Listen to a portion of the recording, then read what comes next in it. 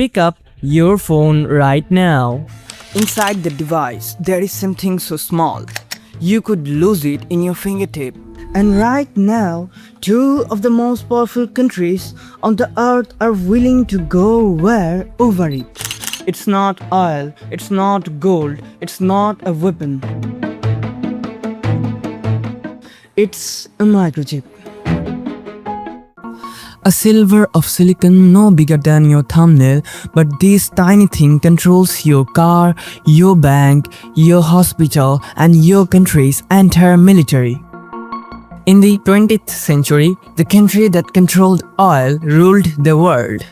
But in 21st century, the resource is the microchip.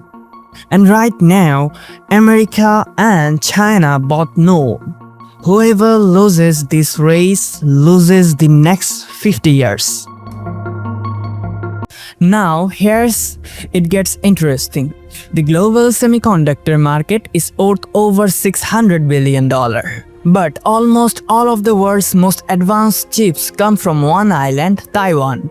Taiwan accounts for over 90% of the world's most advanced chip production capacity, and one single company makes most of them, that is TSMC.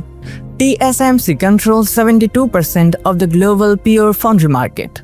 Its nearest competitor is Samsung, holds just 7%. Think about that. Apple's iPhone chip, TSMC.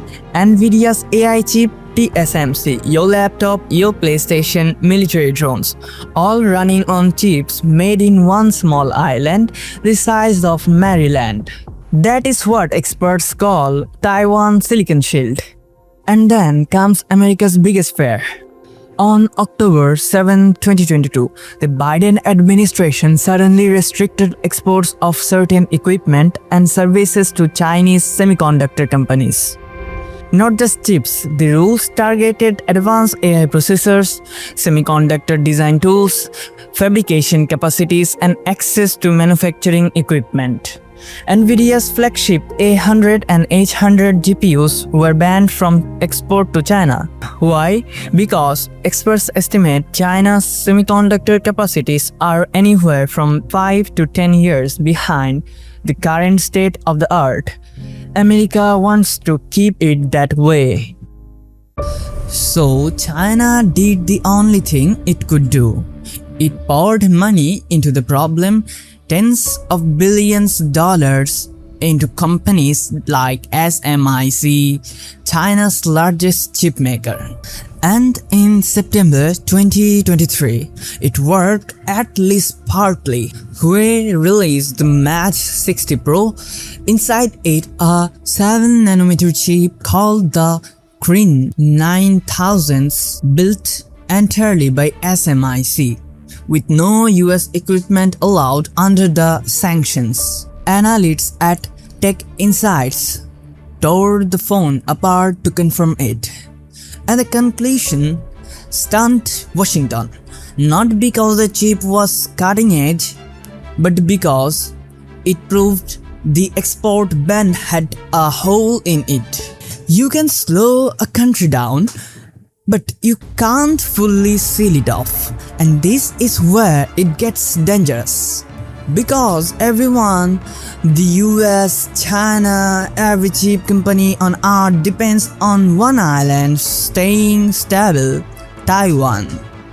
Researchers don't agree on exact what a crisis there would cost. Rhodium Group puts the floor at over $2 trillion in disrupted economic activity, a blockade scenario.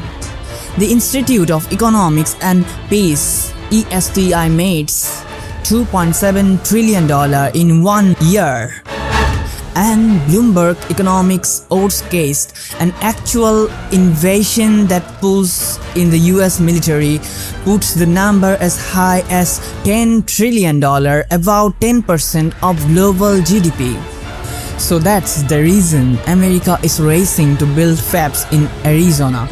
Why the export ban keeps getting rewritten, tightened, then quietly loosened again. Why chips became a national security word overnight. It's not really about phones or laptops anymore. It's about who controls the machine that builds the future. And right now, the machine sits about 100 miles off the coast of China.